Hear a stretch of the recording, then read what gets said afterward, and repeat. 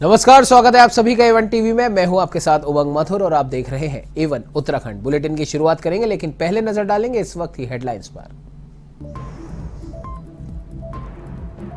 आयुष्मान भारत योजना की चौथी वर्षगांठ को भव्य तरीके से मनाएगी धामी सरकार। स्वास्थ्य मंत्री धन सिंह रावत ने किया ऐलान, 18 अप्रैल को मुख्यमंत्री धामी करेंगे स्वास्थ्य मेले का शुभारंभ।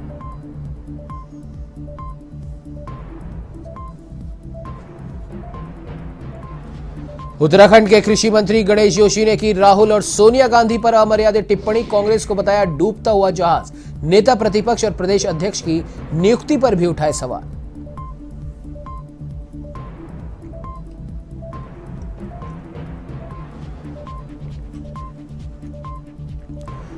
महिला कांग्रेस कार्यकर्ताओं ने मंत्री गणेश जोशी का फूंका पुतला। जोशी से की राहुल और सोनिया गांधी से माफी मांगने की मांग। राहुल गांधी के खिलाफ टिप्पणी से नाराज है कांग्रेस कार्यकर्ता।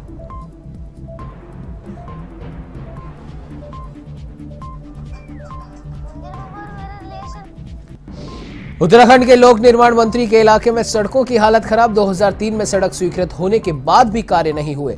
डंडी कंडी के जरिए आज भी लोग अस्पताल जाने को मजबूर। लैंसडाउन के जय हरिखाल ब्लॉक का मामला।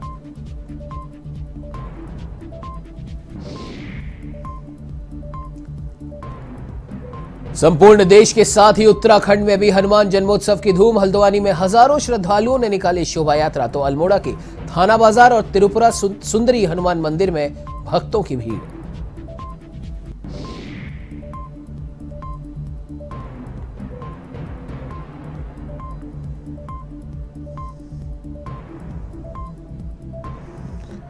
अब आइए बुलेटिन की शुरुआत करते हैं विस्तार से। खबर राजधानी देहरादून से है, जहां स्वास्थ्य मंत्री धन सिंह रावत ने एक पत्रकार वार्ता की और कहा कि आयुष्मान भारत योजना की चौथी वर्षगांठ को भव्य तरीके से उत्तराखंड सरकार आयोजित करेगी।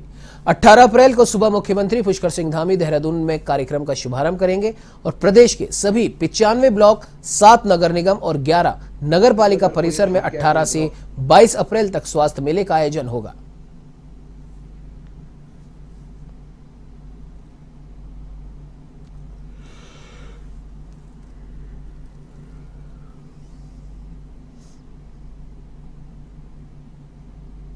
सीएमओ को 2 तो हमने जिले में रखे हैं कि वो उनकी निगरानी में होंगे। हमारे जो विधायक लोग हैं अपने अपनी विधानसभा में वो खुद उसकी अध्यक्षता करेंगे। एक हर ब्लॉक में 7-7, 8-8 लोगों की कमेटी बनाई जा रही है और कुछ जगह बन भी गई है जो इन मेलों की मॉनिटरिंग भी करेंगे। और अगर किसी को ज़्यादा दिक्कत है तो उसको जिले तक लाना, जिले में दिक्कत है तो उसको एम्स तक या राज्य तक लाना, क्यों, ये सारी व्यवस्थाएं बनाई गई हैं। और स्टेट लेवल पर हम 5 लोग इसकी मॉनिटरिंग करेंगे। तो वहीं उत्तराखंड के कृषि मंत्री गणेश जोशी ने कांग्रेस को डूबता हुआ जहाज बताया। उन्होंने कांग्रेस के पूर्व राष्ट्रीय अध्यक्ष राहुल गांधी और सोनिया गांधी को लेकर अमर्यादित भाषा का भी उपयोग किया। बता दें कि मसूरी के कार्यक्रम में कृषि मंत्री गणेश जोशी ने कहा कि उत्तराखंड में कांग्रेस द्वारा 1 महीने बाद नेता प्रतिपक्ष और प्रदेश अध्यक्ष की नियुक्ति की गई। उसके बाद कांग्रेस में गुटबाजी साफ तौर पर देखी जा रही है। लगातार इस्तीफों का दौर शुरू हो चुका है। यहां तक कि कांग्रेस के एक विधायक ने मुख्यमंत्री पुष्कर सिंह धामी के चुनाव के लिए अपनी सीट छोड़ने का भी ऐलान किया। तो वहीं अलग पार्टी बनाने की भी घोषणा की बात कही गई। यही नहीं, आप उत्तराखंड के अंदर देखिए, जैसे ही 1 महीने के बाद तो उन्होंने नेता प्रतिपक्ष की घोषणा करी, अध्यक्ष की घोषणा करी, तो उसके बाद से इस्तीफों का दौर चल रहा है। कल खुलेआम उनके एक विधायक कहता है कि मैं पुष्कर सिंह धामी जी की सीट छोड़ दूंगा, मैं नया दल बना दूंगा। तो कांग्रेस समाप्त हो रही है, भारतीय जनता पार्टी का परिवार बढ़ता जा रहा है, क्योंकि लोगों को विश्वास है कि भारतीय जनता पार्टी जो कहती है उसे करती है। जो लोग वहां से आए थे, अगर उनको सम्मान दिया, भारतीय जनता पार्टी ने दिया, सिर्फ इसलिए यूज नहीं किया कि उस समय उन्होंने सरकार बनानी थी। आज वहां से आए हुए लोग हमारी सरकार में मंत्री हैं, तो इसलिए लोग भारतीय जनता पार्टी से जुड़ते हैं, क्योंकि आज देश का सबसे बड़ा नहीं, विश्व का सबसे बड़ा नेता नरेंद्र मोदी हमारी पार्टी का नेता है। अमित शाह जी जैसे हमारे नेता हैं, नड्डा जी जैसे हमारे नेता हैं, और यहाँ की कमान पुष्कर सिंह धामी जैसे युवा ने संभाली है, जिसने 6 महीने के अंदर एक संदेश दिया है, जिसका प्रतिबंध है कि आज 47 सीटें भारतीय जनता पार्टी की यहाँ पर आई हैं। इसीलिए आज लोग कांग्रेस छोड़ कर भाजपा की ओर आ रहे हैं। चलिए बढ़ते अगली खबर की ओर। आपको बता दें कि कैबिनेट मंत्री गणेश जोशी द्वारा कांग्रेस की राष्ट्रीय अध्यक्ष सोनिया गांधी और पूर्व अध्यक्ष राहुल गांधी पर की गई अभद्र टिप्पणी के विरोध में महिला कांग्रेस प्रदेश अध्यक्ष ज्योति रौतेला के नेतृत्व में महिला कार्यकर्ताओं ने गणेश जोशी का पुतला दहन किया। इस दौरान ज्योति रौतेला ने कहा कि कैबिनेट स्तर के मंत्री द्वारा दिए गए बयान की कांग्रेस निंदा करती है और साथ ही गणेश जोशी को सार्वजनिक तौर पर माफी भी मांगनी चाहिए।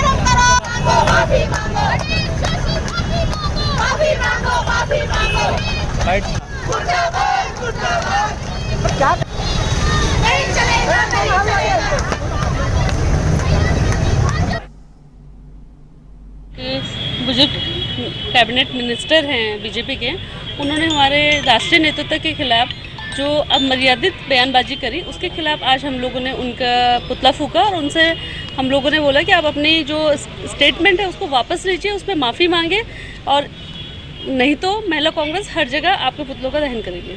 किस तरह के बयान दिए गए कैबिनेट मंत्री द्वारा? देखिए, उन्होंने जो शब्द बोले वो मैं अपनी लीडरशिप के लिए मैं तो नहीं बोल सकती, लेकिन जो शब्द थे वो एक महिला के लिए थे और हमारे राष्ट्रीय अध्यक्ष और राष्ट्रीय उपाध्यक्ष के लिए थे। और हमेशा बीजेपी बहुत महिला सम्मान की बात करती है, लेकिन जब वो बात अपोजिशन पार्टी की महिलाओं के बारे में आती है तो वो किसी भी तरह के स्तर तक नीचे गिर जाती है। ये बड़ा निंदनीय विषय है। एक कैबिनेट मंत्री के मुँह से इस तरह के शब्द निकलने किस तरह से लेते हैं उनके?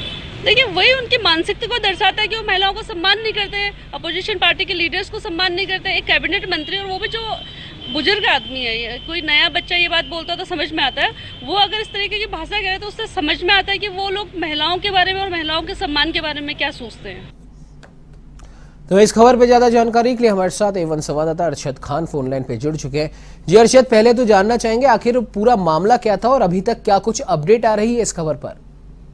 बिल्कुल उमंग, देखिए इस प्रकार से आपको बता दूं, ये कोई पहला मामला नहीं है जिस पर मंत्री गणेश जोशी विपक्ष नेताओं पर बरसे हो या फिर केंद्रीय नेताओं पर प्रहार किया हो। इससे पहले भी कई बार मंत्री गणेश जोशी के इस प्रकार के बेबाकी वाले बयान या फिर साफ तौर पर कहा जाए कि विवादित बयान जो है कई बार सामने आ चुके हैं। इस बार जो बयान है और जो चर्चाएं हैं वो कहीं ना कहीं कुछ इस प्रकार है कि जिस प्रकार से जो कांग्रेस के राष्ट्रीय अध्यक्ष राहुल गांधी हैं उनको पप्पू कहकर जो है गणेश जोशी ने यहाँ पर संबोधित किया है। वहीं प्रियंका गांधी की बात कर ली जाए तो उनको बबली कहा है। तो इसको लेकर के कांग्रेस ने आपत्ति जताई है कि इस प्रकार से जो राज्य मंत्री है कि गणेश जोशी हैं, कैबिनेट मंत्री हैं, उनका इस प्रकार का ये बयान कहीं ना कहीं गलत है, अनर्गल है और इस प्रकार की बयानबाजी उनको नहीं करनी चाहिए। ये तब उस वक्त कांग्रेस ने कहा है कि गणेश जोशी प्रदेश के एक संवैधानिक पद पर है और इस प्रकार के बयानबाजी जो है उनको किसी भी प्रकार से शोभा नहीं देती है। इसको लेकर के कांग्रेस लगातार अब भारतीय जनता पार्टी पर दबाव बनाने की कोशिश कर रही है। आज भी यदि बात की जाए तो कैबिनेट मंत्री गणेश जोशी का पुतला दहन किया है महिला कांग्रेस ने और कहीं ना कहीं बात यदि भारतीय जनता पार्टी के खेमे की जाए तो यहाँ पर स्पष्टीकरण साफ तौर पर बीजेपी ने दिया है। बीजेपी प्रवक्ता का साफ तौर पर कहना है कि कहीं ना कहीं कांग्रेस भी इस प्रकार की अनर्गल बयानबाजी करती है। हमारे जो संवैधानिक पदों पर तैनात जो नेता है उनके लिए जो है अनर्गल बयानबाजी की जाती है, चाहे प्रदेश के मुखिया की बात की जाए या फिर देश के प्रधानमंत्री की बात की जाए। तो कहीं ना कहीं कई सार्वजनिक मंचों से इस प्रकार की बयानबाजी कांग्रेस की तरफ से भी की गई है और जिस प्रकार से भारतीय जनता पार्टी ने जो बयानबाजी की है उसको कहीं ना कहीं यहाँ पर छुपाने की कोशिश बीजेपी की तरफ से की जा रही है। वहीं आपको बताना चाहूंगा कि कांग्रेस जो इस प्रकार से दबाव बनाने का प्रयास कर रही है, कहीं ना कहीं कांग्रेस के खेमे में भी हलचल लगातार देखी जा रही है और कैबिनेट मंत्री गणेश जोशी का जो बयान सामने आया है वो कहीं ना कहीं कांग्रेस में चल रही गुटबाजी और कई बड़े नेताओं के दामन बीजेपी के सामने को लेकर के कहीं ना कहीं ओवर कॉन्फिडेंस में आकर यहाँ पर गणेश जोशी ने इस प्रकार की बयानबाजी की है। उमंग जी बिल्कुल अरशद, और जाहिर सी बात है जिस प्रकार से उन्होंने इस प्रकार अमर्यादित जो टिप्पणी की है तो जाहिर सी बात है कांग्रेस के कार्यकर्ता है, नेता है, वो तो इसका विरोध करेंगे ही करेंगे। लेकिन जिस प्रकार से पहले भी देखा गया है कि गणेश जोशी अक्सर इस प्रकार के विवादित बयान देते रहते हैं, तो क्या बीजेपी की तरफ से या सरकार की तरफ से उन्हें किसी भी प्रकार की कोई चेतावनी दी गई है? बिल्कुल, देखिए मैं आपको बता दूं, कहीं ना कहीं देखिए ये जायज कहीं से भी कहीं तक नहीं ठहराना चाहेंगे इस प्रकार की बयानबाजी को, क्योंकि यदि आप संवैधानिक पद पर तैनात है तो कहीं ना कहीं आपको संसदीय भाषा का प्रयोग जरूर करना चाहिए। जो सभ्य हो, सरल हो, चाहे आपके विपक्षी नेता हो, चाहे आप किसी दूसरे व्यक्ति से बात कर रहे हैं, तो कहीं ना कहीं एक मर्यादित भाषा जरूर होनी चाहिए। बीजेपी की यदि बात की जाए तो अभी इस प्रकार का कोई भी बयान सामने नहीं आया है या किसी भी बयान में कैबिनेट मंत्री गणेश जोशी के बयान को जो है गलत ठहराया गया हो। हाँ, ये जरूर भारतीय जनता पार्टी की तरफ से कहा गया है कि यदि कांग्रेस हमारे नेताओं को लेकर के इस प्रकार की अनर्गल टिप्पणी कर सकती है, तो कहीं ना कहीं भारतीय जनता पार्टी के नेता भी जो है इस प्रकार के अनर्गल टिप्पणी कर सकते हैं। तो यहाँ पर अभी देखिए दोनों ही खेमों में बयानबाजी का दौर जारी है। सफाई पेश करते हुए दोनों ही खेमे नजर आ रहे हैं। हालांकि बात यदि कांग्रेस की कर ली जाए तो कांग्रेस की तरफ से भी इस प्रकार की कई बयानबाजियां की गई हैं कि कहीं ना कहीं जो बीजेपी के बड़े नेता हैं उनको लेकर के अनर्गल टिप्पणी की गई है। लेकिन भारतीय जनता पार्टी की बात की जाए तो यदि सत्ता में जब सरकार है, राज्य में लीड कर रही है, तो कहीं ना कहीं भारतीय जनता पार्टी के नेताओं को ये जरूर गौर करना चाहिए कि एक मर्यादित भाषा का प्रयोग किया जाना चाहिए, वो भी उन लोगों के लिए, उन पदों के लिए जो देश के सर्वोच्च पदों पर बैठे हैं। यदि जो विपक्षी पार्टियों को लीड कर रहे हैं, खुद राहुल गांधी की बात कर ली जाए तो कांग्रेस के राष्ट्रीय अध्यक्ष एक संवैधानिक पद माना जाता है, बड़ा पद माना जाता है। यदि उनके लिए इस प्रकार की टिप्पणी की जाएगी, यदि उनको लेकर के किसी ऐसे नाम से संबोधित किया जाएगा जो कहीं ना कहीं हादसे का पात्र बने समाज में, तो कहीं ना कहीं वो सरासर गलत हो सकता है। इसी को लेकर के प्रियंका गांधी पर जो टिप्पणी की गई है वो भी कहीं ना कहीं साफ तौर पर यहाँ पर गलत साबित होती है, क्योंकि इस प्रकार की बयानबाजी किसी भी नेता को, विधायक को या मंत्रियों को कहीं से कहीं तक भी शोभा नहीं देती है कि वो अपने विपक्षी दलों के बड़े नेताओं को जो है इस प्रकार के नामों से संबोधित करे। और यहाँ पर कहीं ना कहीं अभी बहसबाजी का दौर लगातार जारी है, लेकिन भारतीय जनता पार्टी की खेमे से इस प्रकार का कोई बयान भी सामने नहीं आया है कि यहाँ पर कैबिनेट मंत्री गणेश जोशी ने जो है अनर्गल बयानबाजी की है, या फिर जिस प्रकार से भारतीय जनता पार्टी अपने आप को अनुशासनात्मक पार्टी कहलाती है। जी बिल्कुल और जाहिर सी बात है, अब देखने वाली बात भी होगी। कहीं ना कहीं कांग्रेस के कार्यकर्ता, कांग्रेस के नेता भी शायद यही अपेक्षा बीजेपी की तरफ से कर रहे होंगे। लेकिन खैर, अब क्या कुछ बीजेपी प्रदेश भाजपा उनके ऊपर एक्शन लेती है वो तो खैर आने वाला वक्त ही बताएगा। फिलहाल हमारे साथ जुड़ने के लिए, तमाम जानकारी साझा करने के लिए आपका बहुत बहुत धन्यवाद। तो वही पौड़ी शहरवासियों को शुद्ध पीने का पानी मुहैया करवाने के लिए नगर पालिका की ओर से 3 जगहों पर पानी के एटीएम लगवाए जा रहे हैं। नगर पालिका अध्यक्ष यशपाल बेनाम ने बताया कि उनके द्वारा शासन से आग्रह किया गया था कि पौड़ी शहर में भी जनता के लिए पीने के पानी के लिए एटीएम लगवाए जाएं, जिससे जनता को निःशुल्क और शुद्ध पानी मिल पाए।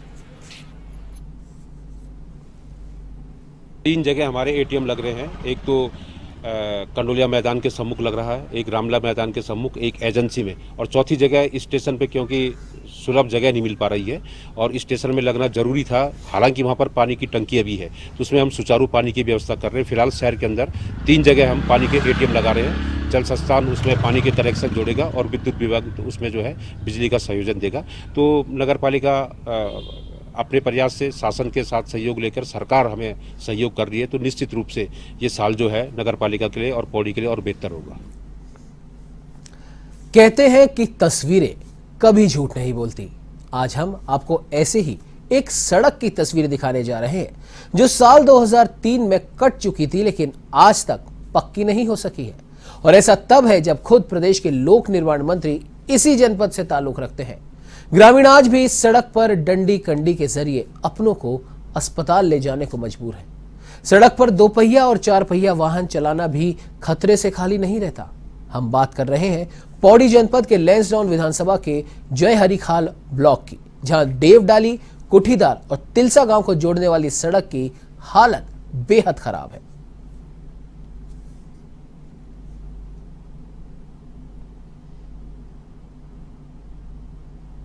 देवडाली की रहने वाली हूँ। ये रोड पिछले 2008 में आई थी और अभी तक ये बनी नहीं। हमें स्कूल आने जाने में बहुत दिक्कत होती है। सतपुली की साइड की रोड भी ऐसी है और ये गुमखाल की साइड की भी रोड ऐसी है, तो हमें बहुत दिक्कत होती है। स्कूल जाने में हम जोखिम में जाके तो हम स्कूल जाते हैं, तो हमें बहुत परेशानी होती है।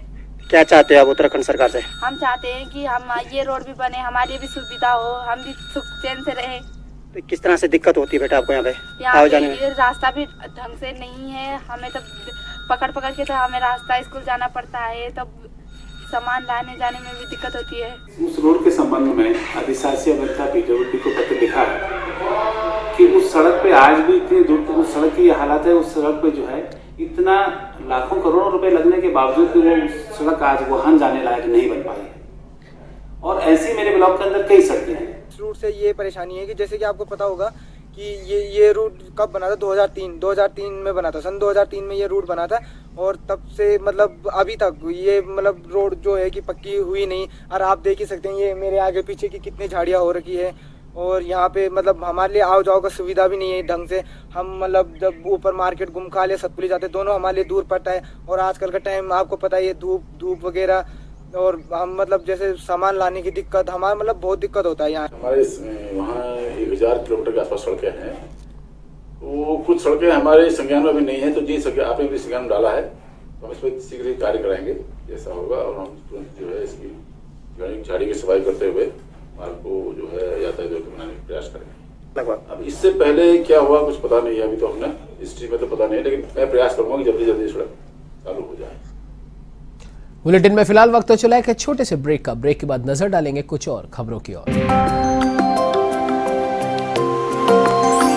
कि नानक मत्ता गुरुद्वारे में बैसाखी के पावन पर्व को बड़े ही धूमधाम से मनाया गया और बढ़ चढ़कर संगत नानक मत्ता गुरुद्वारे में माथा टेकने पहुंची। इसी के साथ बैसाखी के पावन पर्व पर सितारगंज सिंह सभा गुरुद्वारे से नगर कीर्तन का भी आयोजन किया गया।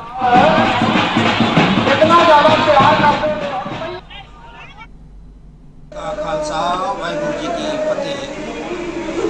श्री नानक मत्ता साहब की ये परंपरा है कि इसमें हर साल बैसाखी के दिन में सितारगंज से एक नगर कीर्तन आता है और उस नगर कीर्तन का स्वागत जो है श्री गुरु नानक मत्ता प्रबंध समिति और सारी समिति की ओर से की जाती है।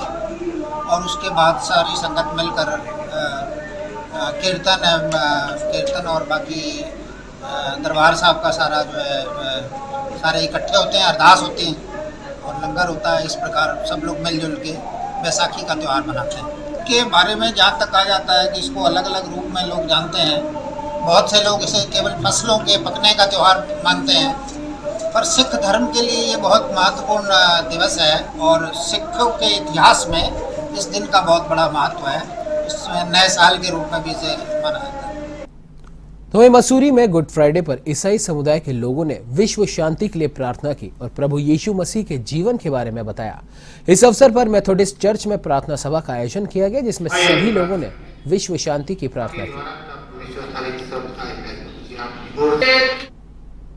मेरा नाम शिफाली चंद है और आज के दिन गुड फ्राइडे, इसका जो मीनिंग है, सबसे बड़ा मीनिंग है ये गुड, इसको good Friday, good plus Friday, यानी एक शुभ समाचार जो परमेश्वर यीशु मसीह के द्वारा परमेश्वर ने हमें दिया है, ताकि हमारे जो जितने हम लोग पाप में थे और जो उसने क्या किया अपने ऊपर, जो लोग पाप में थे, जो अभी हैं और जो पहले थे, उनके सब के गुनाह अपने ऊपर ले लिए थे। और उसके बाद वो बरस ज़बा हुआ, यानी क्रूस पे चढ़ाया गया और तीसरे दिन जब वो जीवित हुआ तब उसने एक विजय प्राप्त करी। जी, ये गुड फ्राइडे जो है एक मुबारक जुम्मा है, बहुत आशीषित जुम्मा है। इस दिन इससे पहले कभी मुबारक नहीं था, आशीषित नहीं था। जब हमारे प्रभु यीशु मसीह ने समस्त जाति के लिए, सारे जाति के लिए, किसी एक जाति के लिए नहीं, समस्त मानव जाति के लिए अपने प्राण दिए, सलीब पर उसको लटकाया गया और सबके पापों का बोझ उस पर आ गया। वो तो निर्दोष था। जीसस क्राइस्ट ने पूरे संसार के लिए अपनी जान क्रूस पर दी और क्रूस पर जान देने के बाद फिर वो जिंदा हुए। इसमें सबसे खूबसूरत बात यह है और वो फिर हमारा विश्वास ये है कि अपने पिता यानी परमेश्वर के दाहिने हाथ वो बैठे हुए हैं। और क्योंकि प्रभु यीशु मसीह ने हम सब के लिए अपनी जान क्रूस पर दी और उन्होंने बहुत यातनाएं सही, उनके कोड़े मारे गए, उनको तकलीफ़ दी, उन्हें यातनाएं दी गई और उनको भाले मारे गए और प्रभु यीशु मसीह ने अपनी जान गंवा दी सिर्फ इसलिए ताकि हम लोग बचाए जाएं, हमारे अंदर जो आत्मा है वो बचाए जाए और हमारा जीवन खुशहाल हो सके। तो वहीं हनुमान जयंती के अवसर पर हल्द्वानी में भी शोभा यात्रा निकाली गई जिसमें हजारों श्रद्धालुओं ने हिस्सा लिया। इसका आयोजन श्री बालाजी मंदिर समिति रूपनगर की ओर से किया गया था और हनुमान जी के पंचमुखी स्वरूप, भव्य राम दरबार व आकर्षक झांकियां आकर्षण का केंद्र रही। राम नाम के उद्घोष के साथ निकली शोभा यात्रा से पूरा शहर भक्तिमय हो गया। इस दौरान शोभा यात्रा में शामिल लोगों ने भगवान श्री हनुमान को लड्डुओं का भोग सहित मीठा पान, सिंदूर व बूंदी का भी प्रसाद चढ़ाया।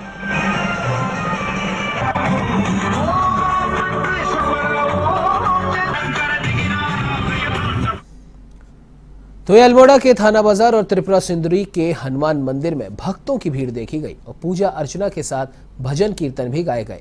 विनोद वैष्णव ने बताया कि अल्मोड़ा थाना बाजार का हनुमान जी का मंदिर करीब 400 वर्ष पुराना है, जिसमें हर वर्ष हनुमान जयंती पर भजन कीर्तन और भंडारे का आयोजन किया जाता है।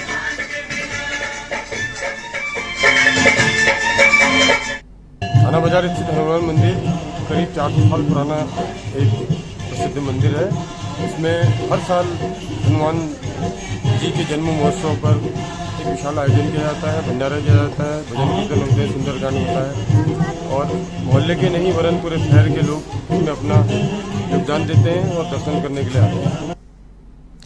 इस बुलेटिन में फिलहाल इतना ही। देश प्रदेश की तमाम खबरों की जानकारी के लिए आप बने रहिए हमारे साथ और देखते रहिए A1 TV।